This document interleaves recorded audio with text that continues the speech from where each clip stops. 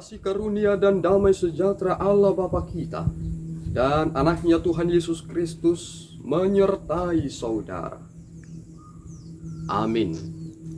Shalom, saudara-saudari yang terkasih di dalam nama Tuhan Yesus Kristus.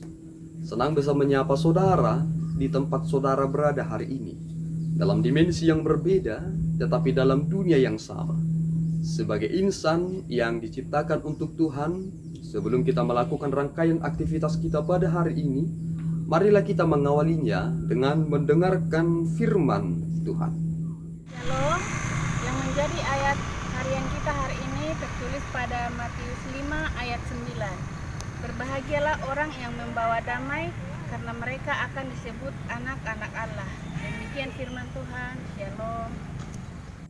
Saudara-saudari yang terkasih di dalam nama Tuhan Yesus Kristus, jika kita mengingat peristiwa ketika Yesus akan lahir di dunia ini, ternyata malaikat Gabriel menjumpai para gembala-gembala domba dan memberikan suatu ucapan yang sama dengan nats kita hari ini.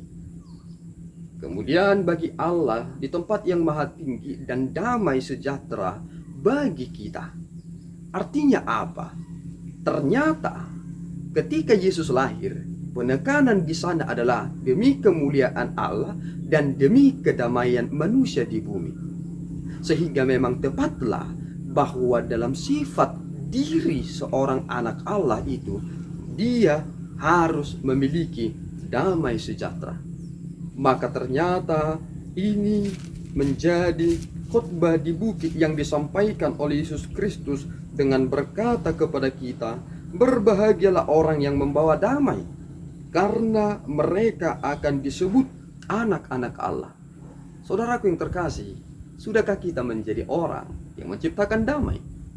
Di tempat kita bekerja, di lingkungan kita, di keluarga, bagi gereja di tempat saudara berada, atau kepada orang lain yang mungkin saudara tidak kenal. Apakah sudah kita tunjukkan bahwa ternyata menjadi orang Kristen itu adalah pembuktian pekerjaan, perbuatan, bukan hanya dari kata-kata? Karena ternyata firman Tuhan itu menjadi norma penuntun, dan pengakuan itu adalah lanjutan dari penuntun itu.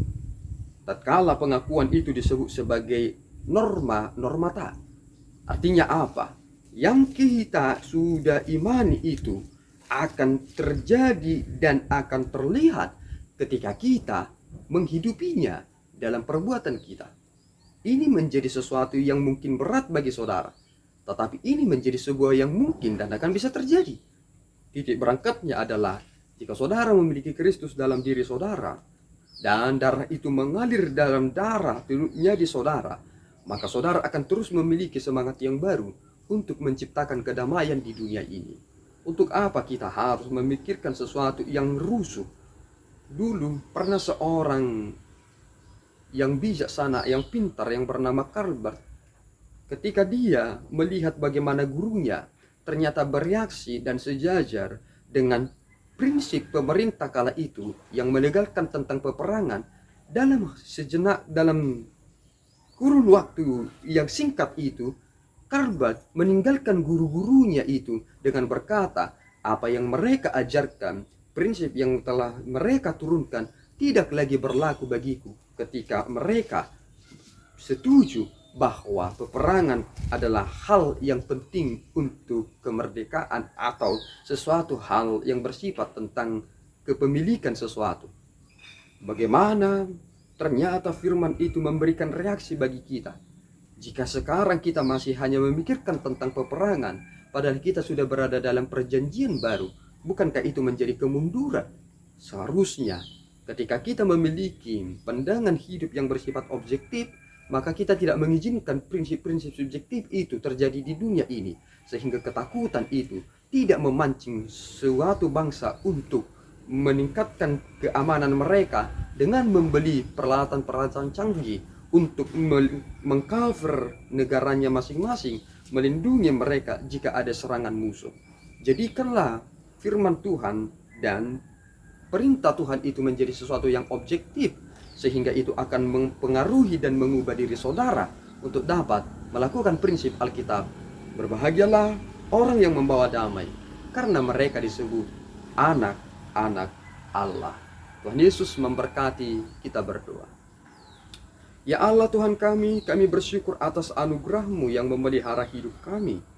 Terima kasih ya Tuhan, Engkau telah memberikan prinsip yang jelas bagi kami, penegasan makna bahwa anak-anak Allah adalah pembawa damai. Jadikan kami ya Tuhan menjadi pembawa damai di dunia ini lewat kehidupan yang benar sesuai dengan tuntunan firman-Mu. Ampunkan dosa kami Bapa, dalam Yesus kami berdoa dan mengucap syukur. Anugerah Tuhan kita Yesus Kristus, kasih setia Allah Bapa, dan persekutuan Roh Kudus menyertai saudara. Amin. Tuhan Yesus memberkati.